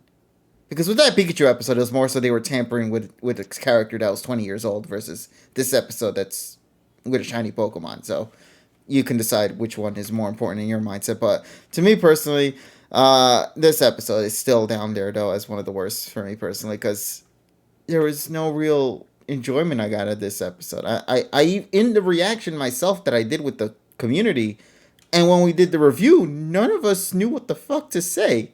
Like, it was just that bleak. So, yeah, for me personally, I have to give it either a 3. And yeah, just a 3. Actually, I'll just keep it at 3 for me personally. Don't watch this episode again, unless you love the color blue. And at that point, there are other blue episodes that I think you could enjoy more than this one. Other blue episodes. Yeah, or maybe that pink episode from Orange Islands. You decide on that, folks. So that actually made more sense. Yeah, because it tied with, because also the entire episode was revolving around that at the beginning, but it didn't involve anything of like catching a Pokemon to make that gimmick work. You know what I mean? And then downright ignoring that Pokemon throughout the whole episode. But whatever, I already said what I need to say. Tyrone, would you like to go next for this one, I assume, or will TSS go next? Go next. Okay, so go on ahead, buddy. I'm still trying to figure out if this episode actually fucking happened. Well, I mean, you got screenshots right there to prove it, so. Yeah, but it feels like a fever dream, like a blue fever dream. I got done watching that, and I'm thinking to myself, I watched an episode of Pokemon? Like, don't get me wrong. The crew has been in situations that are absolutely ridiculously goofy that they just happen to be involved in. But at least there's tend to be some level of, like, continuing story or some backlayer story that they just happen to be a part of, that where they're involved in the plot by weird circumstance. I'll give you an example. One of my favorite silly ass episodes of Pokemon in general will always be the Ghost of Maiden's Peak. Why? Because technically Ash and the others don't need to be involved. Nothing of merit happens. It's useless and all things considered. But the reason they're involved is because of Brock and James. They're men, and thus they're lured by the ghost, which is in reality Ghastly, fucking with them because of the whole story that happens prior. The story being this woman married this one guy who had to go to a war, and he never came back from the war, but the lady kept waiting for him for so long that she died. And thus, they make a statue to commemorate her. But Ghastly ends up taking over the spirit of said statue and becomes the ghost of the Maiden. And thus fucks with Ash and the others pretty much until the festival's over, when the sun comes up. And it's hilarious. The entire situation's hilarious. The old woman that's like charging them for spell tags. The fact that Ash calls Misty scrawny and she punches the shit out of him.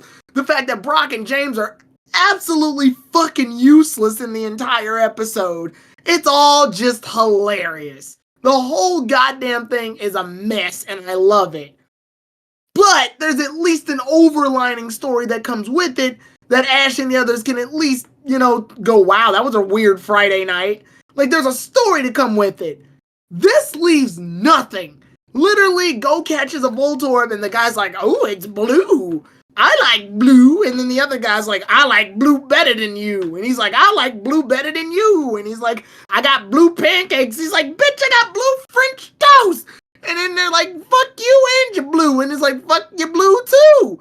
And then they just have a blue off.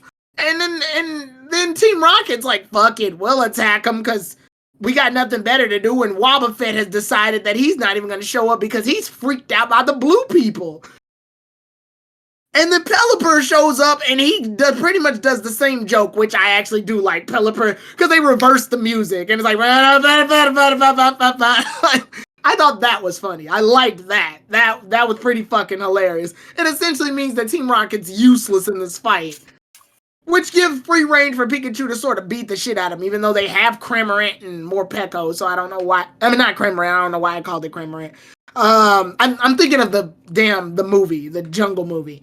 They have, Choodle and Morpeko, but they don't use them, so whatever. And Choodle's blue too, so I thought that would have been kind of cool if they had used Choodle. And it kind of would have been cool if they actually used the Gacha machine and had blue Pokemon and the blue people are all over them analyzing them and they freak out. Or it would have been funny, Go has a lot of other Pokemon. Inteleon's blue. They could have been like, ooh, an Inteleon. And then like... Lucario's blue. Ash's Lucario's blue. And then freaking Go's fucking Suicune, a legendary Pokemon. I would have loved the idea that he showed off his legendary and the blue people are like, it's blue, but it's a low quality blue. And then like the Suicune would have been like, what the fuck? I'm a legendary. And then there's like a shiny Suicune that's like bluer than that one. So they start comparing it to that, and Suicune just sort of like is with like no explanation as to why. The issue with that though is they immediately went in. There was no opportunity for them to go back to the laboratory. So there was really no. Go has already proven that he can have whatever Pokemon he needs at whatever time. But that's like a freaking no, it's not. For Christ's sakes, he even has the bag that's in Let's Go that allows you to have access to all of your Pokemon. Yeah. If anything, he could have said, "Hey, we got tons of blue Pokemon back at the lab." Boom, boom, boom, boom, boom, boom, boom. Oh, and now they're back at the lab showing off blue Pokemon. Like, I'm so upset by like the missed opportunities here that they could have done to like. If you're gonna find a silly concept like, oh, these guys like blue, that's fine. I've even seen in competitive games in like Pokemon Sword and Shield and X and Y stuff where people literally made teams of nothing but purple Pokemon. So I've seen this concept used before where there's certain people who just like a specific asset of Pokemon. But here, they're not even doing that correctly. They got these two blue connoisseurs that are in awe and amaze, but we only see it through their perspective. Ash and the others don't get involved at all. They're not even a part of this plot. You could remove them and nothing would change. Actually, Tyron, I think this is the worst aspect about this episode because normally your criticism of journeys has tended to be when Ash is in the front, Go would take the backseat. Or if Go's in the front, Ash would take the backseat. Or if Kohado's in the front, the both of them would be. But what happens if a character of the day ends up being the front? Well, now you know with this episode, they all in the back. And like I said, there have been episodes of Pokemon before where the character of the day's plot takes front and center, while Ash and the others are just sort of chilling in the background. But they at least contribute a little bit to it to make their appearance justifiable. Like, for example, the Jesse episode where, I mean, not the Jesse episode, the James episode where James gets taken back to his manor, like his family's mansion. And, like, Jezebel wants to get married and shit. Ash, Brock, and Misty have no fucking business being there. Like, that episode has nothing to do with them. But they do help participate in fighting Vileplume. So at least they're justifiable in that sense. And even then, they're there to do backwards commentary. Like when James discusses his childhood and Ash and Brock are crying, thinking that James is dead. But he's the one that told the story, so there's no fucking way he's dead. That's hilarious. This is not. And then Eevee wants to be involved too, because Koharu's like, why am I even here? And nobody knows. They could have easily been like, well, one of the blue people has a Glaceon, which is one of Eevee's evolutions, and it's blue! Also, fun fact as well, you know how normally Ash and Go would say, let's go, at like whenever an episode about to begin? You know, Eevee was actually there to say, let's go with Ash and Go at the beginning. It wasn't Koharu that said it. It was Eevee. So Koharu wanted out of this episode like every fucking body else. But Eevee, being the third main character in the show, said nah. I really hate how they think Koharu is that way too because of her blue lining on her uniform. Also, meanwhile, Ash is wearing blue. Covered in blue! Yeah, but it's blue Pokemon, not blue color. It's not necessarily true. No, because the Koharu's clothing is blue, is what it refers to. Ash has more blue clothing. Yeah. And blue shoes. But these guys are for blue Pokemon, and I'm gonna get to that when I. But Koharu has blue, and they point her out. They literally say, "Oh, you got blue on your uniform." She's like, "It's just the uniform." Yes. She's got more white than anything else. Yes, but that's gonna also be in the whole point I'm going to make. So go ahead. Ash is wearing more blue than Koharu is. Nah, that's another thing. That's just padding. Okay. I'm not gonna let you have an excuse for this. Well, I'm sorry. Here's the thing. Give your rating, and then I'm gonna get then people get out the notepad, and I'm gonna tell you exactly what happened. Oh my god. Okay, fine. Anyway, so the whole episode is literally just it just exists, and honestly, like I don't know what the writers were thinking on this one. Somebody gave a score ranking that I actually liked because I'm not gonna rate this episode by number. It gets a blue out of 10. There. I liked that ranking because that's exactly what you think when you see this. It's not a rating. It's not a real rating because I can't rate this because I'm not even sure if this is an episode. I'm still trying to figure out if this is a legitimate Pokemon episode and not a fucking prank because that's what this feels like.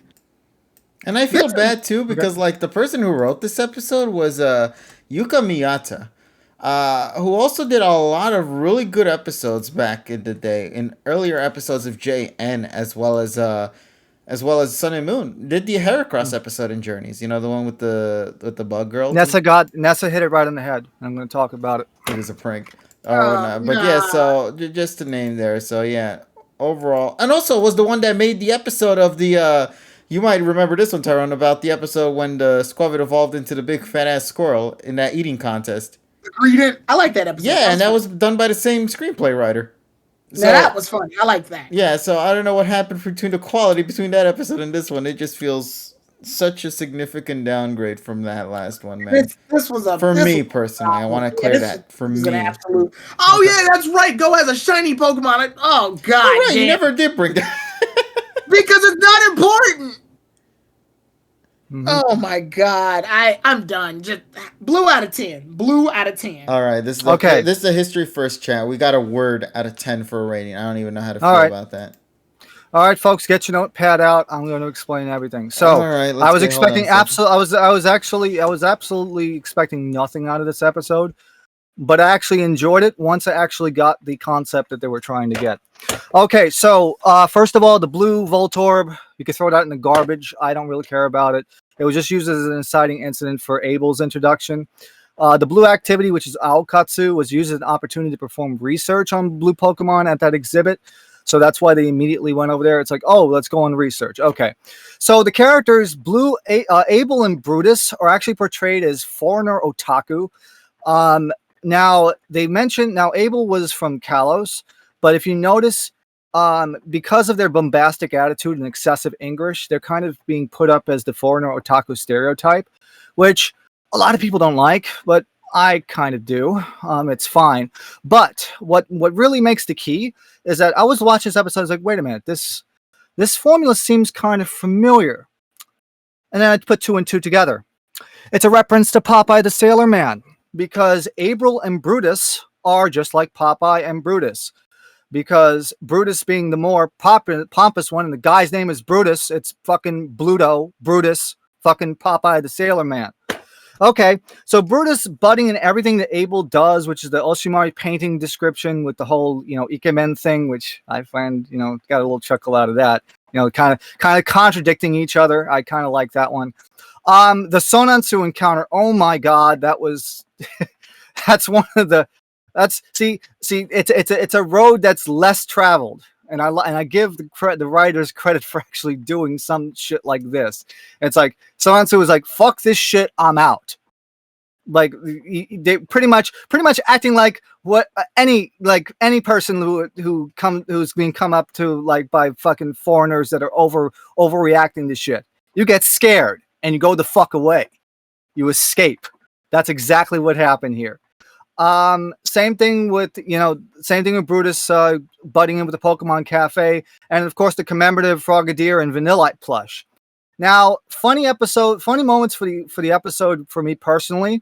Sonansu being imitated by Abel and Brutus, and then saying "fuck the shit, I'm out." And the gazebo scene, they both give kind of the even Helen Keller can see through this bullshit look when they tried when Yoth dresses up as the Sonansu. I fucking laughed at that one. And then and of course, as KG said earlier, Rocket's having to say Sonansu's line when he refused to come out.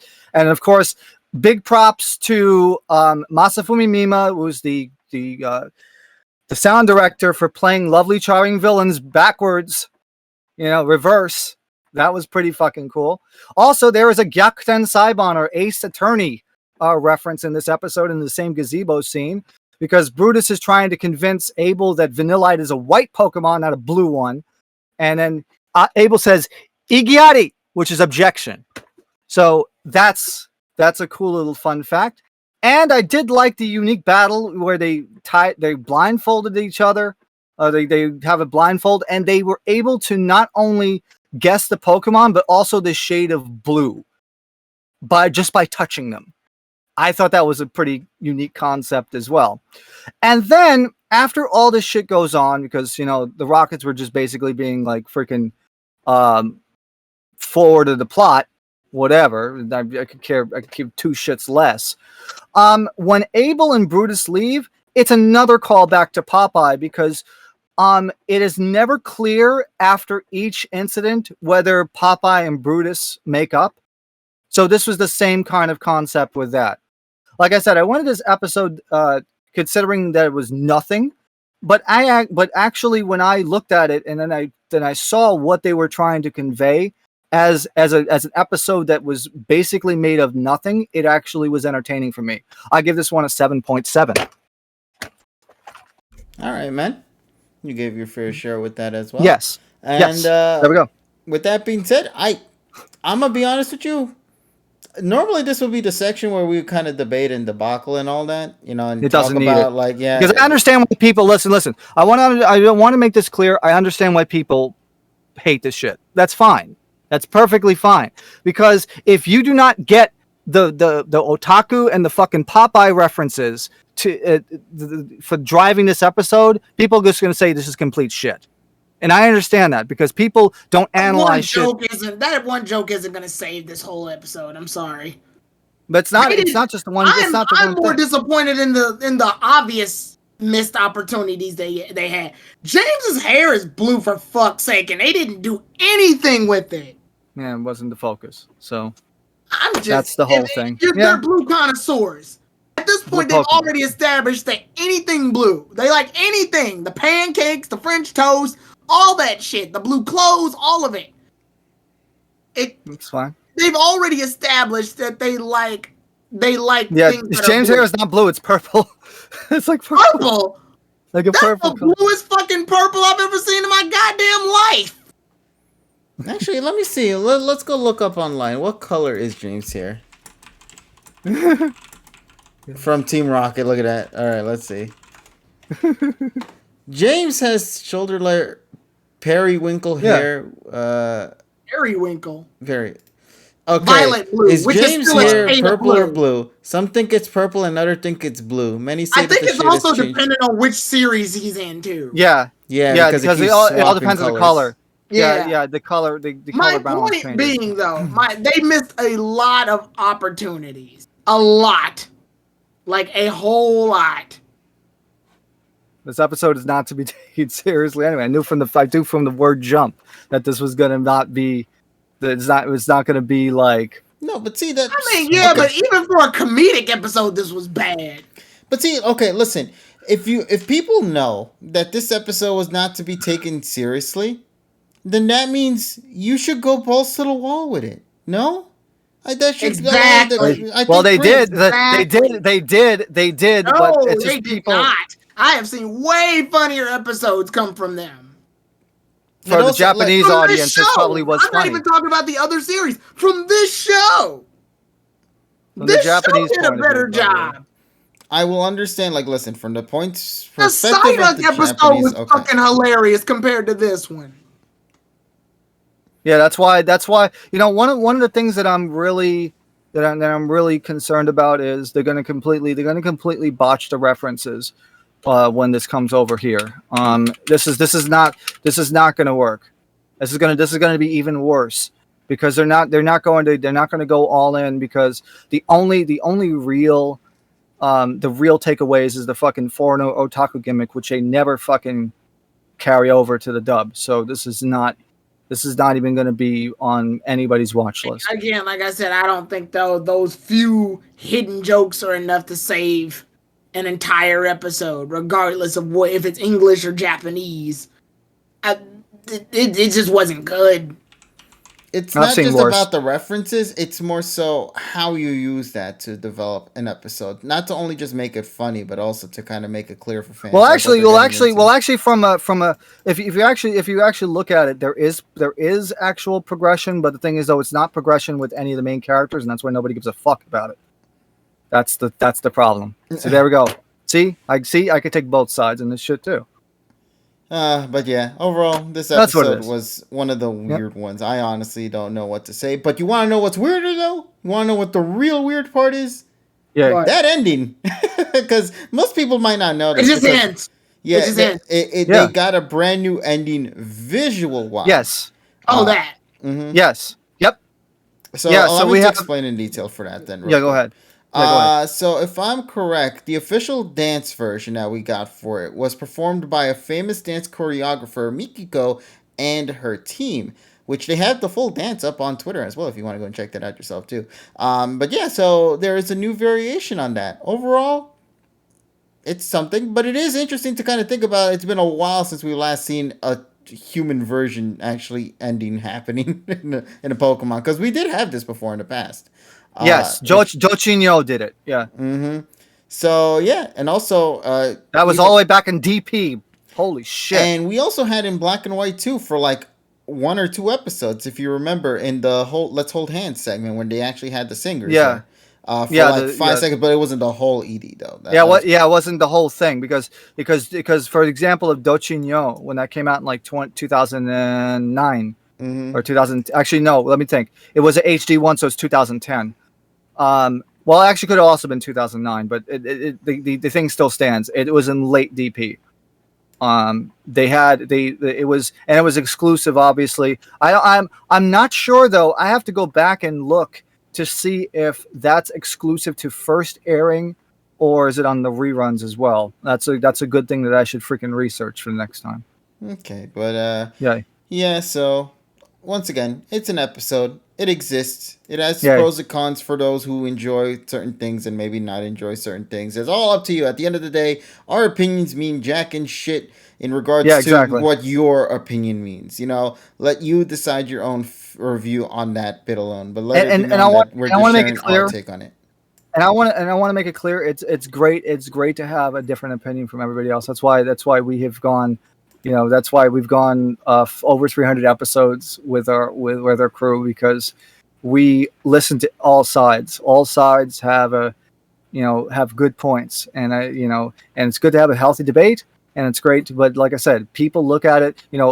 Kuro Blitz said it the best. People look at things under a different lens, and I think that, and then respecting other people's views on a debate, on a review basis, I think that's the best way to go about things. So, like I said, and understanding where both sides come from, I think that's another thing. Then that's why social media is toxic and here is not. Now, I also want to bring up something that Johan Royce, which first of all is a first-time viewer. Well, hello there, buddy. But they brought up something interesting, which also was something everybody was hoping to see in this episode. Shiny Hunter. They should have shown off that shiny hunter that with the blue Psyduck in this episode. Remember him? Yeah, missed opportunity. Yeah, I was also thinking that too. But that guy's probably over in fucking Unova somewhere. I don't even know. He's out there hunting for blue. He might have been the one that was hunting for that Voltorb at first. Who knows? That shit would have been funny if that was the episode plot, where it's like the blue Psyduck dude was also going for that blue Voltorb. And then eventually got to that point. But whatever. The episode is what it is. We don't need to think about what could have been. No. Just talk about what is already here. So now we're going to have a week break. So so there is not going to be a episode this week. Alchemy is going to happen in the following week. So what does that mean we're going to be doing for the next week? You have to stay tuned for that shit. Look forward to it. Now, let us finish up maybe it could be more drawn out discussion because we have things planned for the future, we hope. So please, once again, like we mentioned, stay tuned. I'm not going to say anything yet because we don't know. Yeah, we don't know what the hell's going on. We don't fucking know. Yeah, so I do want to finish off with the at least prediction real quick. So there was a submission for a prediction saying, did at least 50% of the pod not like the color blue? Well, first of all, thank you, Donnie. It's not talking about the episode. It's just talking about the color blue. Do you guys like blue? Yes, blue, the color. Yes, my favorite. Blue's my favorite color. Okay, so we all like blue. So now it's saying, did at least 50% of the pod not like blue? There is yes, too much blue, and no, not enough blue. What's the correct one I should go for? More than 50% of the pod likes blue. So that 100% of the pod likes blue. But like how? Okay, so no, right? Yeah, the ones who chose no, not enough blue. Then, yeah, it has to be no. Yeah, it has to be no. Yeah. Well, maybe next time you word it that way about the episode, buddy. You didn't do it. Congratulations to the we have a blue out of 10 and a 7 out of 7, so that's automatically above the above the threshold. That's above the blue's threshold. Once so the answer is no, then correct, Tyrone? Yes. Jesus Christ. KG picked no because more than 50 people liked the color blue. All right, I'm just making sure. That's all. Less than 50, because it's so worded weird. You know what I mean? Wait. Okay. Read the question again. Did at least 50% of the pod not like blue? All right. Did it? Hold up. That's a double negative. That's what I'm saying. That's why I'm so confused. Hold up. Did at least 50% of the pod not like the color blue? I like blue. Okay, so the answer is no. If at least 50% of the pod didn't like the color blue, then it would have been. Which isn't the case. 0% of the pod likes. Okay. So it's 0%, no then, right? Yes, it's no. It has to be no. Yeah, the answer is no. Because more than 50% of the pod likes the color blue, which negates the at least 50% and negates the not. Yes. 2 negatives make a positive. Yep. All right, so no, it is then. Jesus. All right, congratulations to the winners of that. Okay, so congratulations to those who chose no. Congratulations. Do we have the Riddler in the chat? What the fuck would the riddle me this, Batman? Does at least not the not does? Yep. What the fuck was that? Also, let it be known, if we didn't like the color blue as well, just to kind of, let you know on that bit there, The PokePod logo would not be blue, buddy. Blue. It would not be blue. Blue. It's blue. Why are I'm you blue. I didn't word it. I'm a This- D. I'm a die. I'm a D. No. I want to be clear. This was not a poll I made. This is a poll the community Somebody- themselves made. The Yeah, logo is somebody blue. made- You would think that People like it blue. It's like,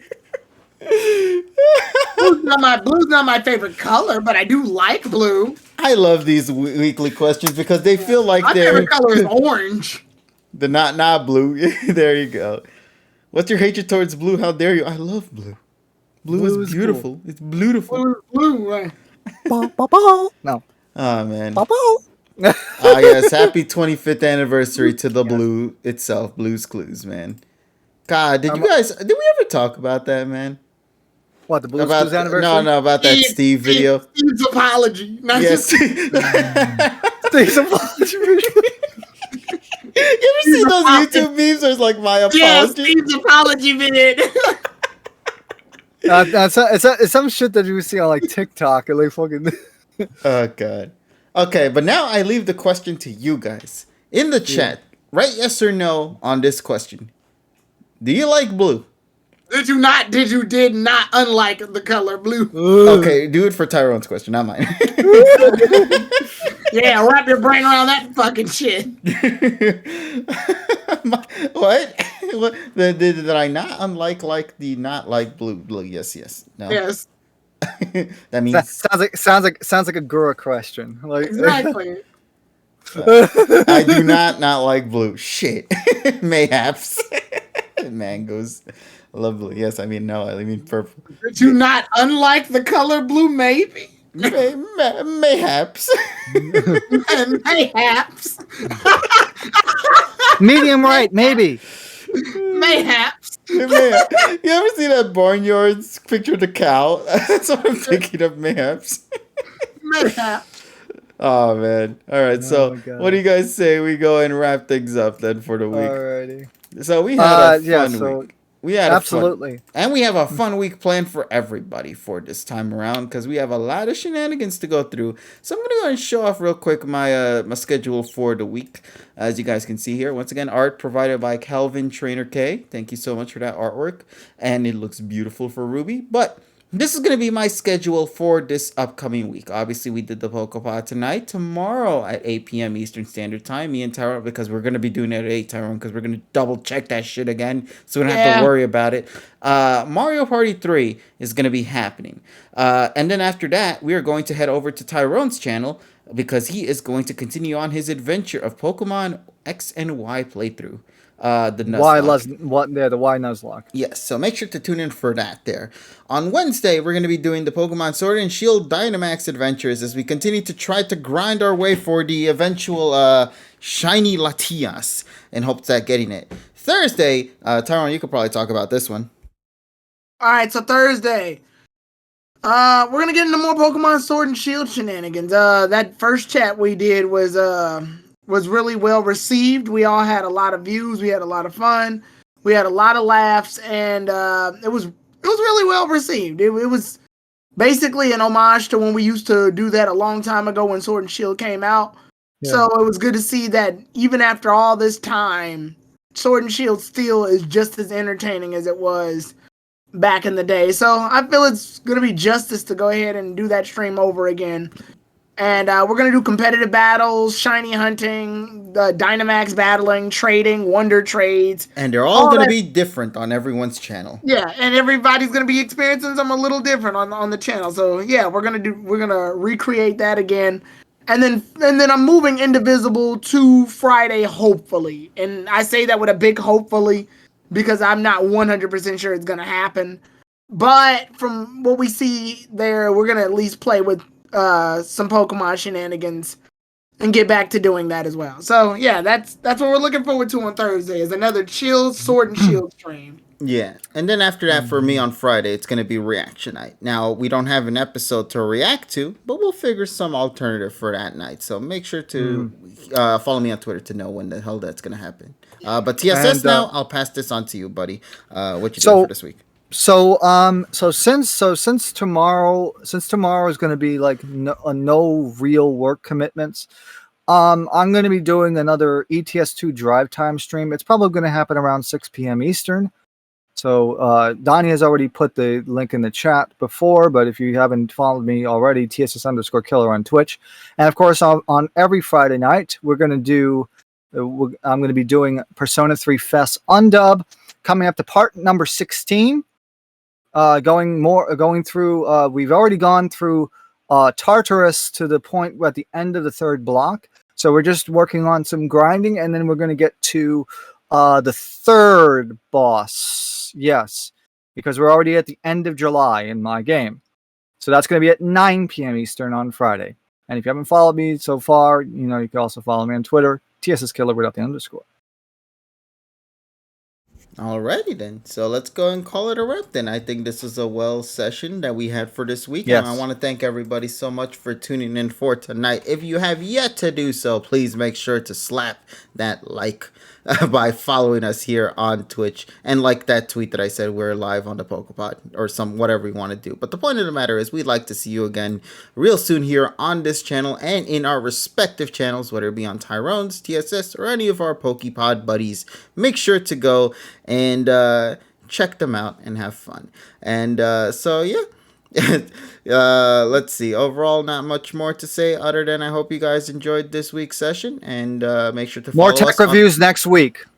Oh, so we're getting some TSS tech stuff going on for next week. So there you go, chat. We got a little something good and set for you for next session. So tune in for the PokePod World Podcast once again this upcoming Monday at 10 p.m. Eastern Standard Time. We'll hope to see you guys then there. Until then, let's call it a wrap. My name's Cagey Prestige. Here with me are my co-buddies, Tyrone the God 3 and TSS Killer. And we'll talk with all of you guys later in whatever video we make. Please take care of yourself. And as always, do have an awesome day. And TSS, what's the magic word? Wash your fucking hands. Thank you, buddy. All right, let's go and raid somebody. Why don't we? Yeah, let's go. Hey, Kay's still streaming. You want to go and send Let's go. Let's give her a quick raid real quick. Everybody, go to her channel. Damn it, go give her some love. We deserve to give her a lot of love. I don't know if she's still gonna be streaming by that point, but hey, let's give her some love, man. Yeah, let's give her some good stuff. So all right, bye. Goodbye. Have fun.